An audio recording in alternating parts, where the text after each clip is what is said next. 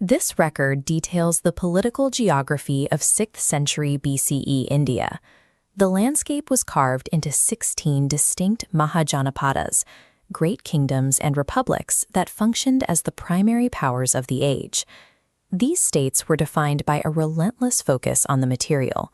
Success was measured by the size of a king's treasury, the reach of his territorial borders, and the strength of the military used to seize them from his neighbors. While these earthly empires were built on the capture of land, a radical new philosophy began to emerge that ignored physical geography entirely. It argued that the only territory worth holding was the internal landscape of the mind. Prince Vardhaman was born into the center of this power. As a high-ranking royal within the Vajji Republic, his life was a sequence of absolute privilege, wealth, and social obligation. At age 30, he effectively erased his social identity. He abandoned his wealth and his family, leaving the palace to live as a wandering ascetic with no possessions and no political standing. This choice placed Vardhaman in direct opposition to the political logic of his age, trading the security of a kingdom for a life of total exposure and voluntary powerlessness. After 12 years of intense self-denial and meditation, Vardhaman reached enlightenment. He became Mahavir, the 24th Tirthankara, a spiritual victor who had conquered the cycle of rebirth. His teachings are built on 5 great vows: non-violence, truth, non-stealing, celibacy, and non-attachment. Each of these disciplines acts as a support for the central pillar of the faith, ahimsa, or absolute non-violence. This non-violence is tied to anikantavada, the belief in a multi-sided reality.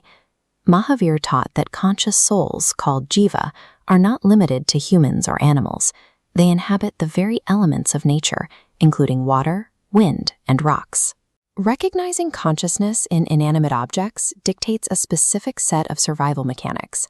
It requires followers to filter their drinking water and gently sweep the earth before each step to avoid crushing the life perceived within the dust.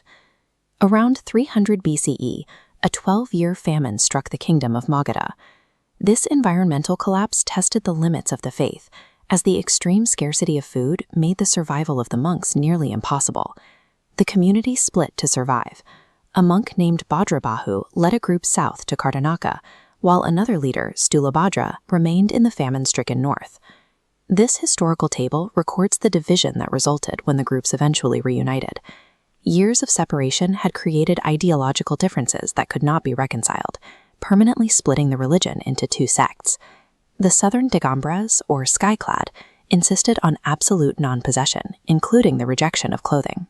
The northern Shvetambaras, or white-clad, permitted the wearing of simple robes and held different views on the requirements for spiritual liberation.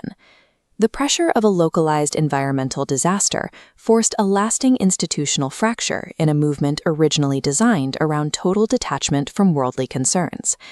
In a historical pivot, Jainism survived its internal schism and secured massive patronage from some of India's most powerful rulers and merchant families. This created a specific contradiction. A philosophy founded on the rejection of all property inspired the construction of some of the most resource-heavy architecture in the ancient world.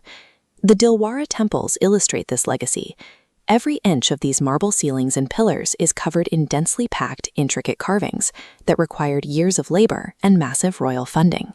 Smaller artifacts, like the Akoda bronzes, show the same devotion through metalwork, depicting Tirthankaras in deep meditation under elaborate, multi-headed serpent canopies.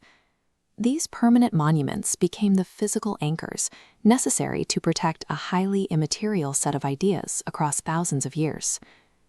This 57-foot monolithic statue of Gomateshvara Bahubali in Karnataka stands as a literal embodiment of these ideals.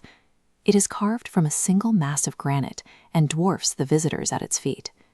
Sculptors included vines creeping up the figure's legs, depicting a state of meditation so prolonged that the forest has begun to grow over the body. The 16 original Mahajanapadas that once fought for control of the subcontinent have long since vanished from the map.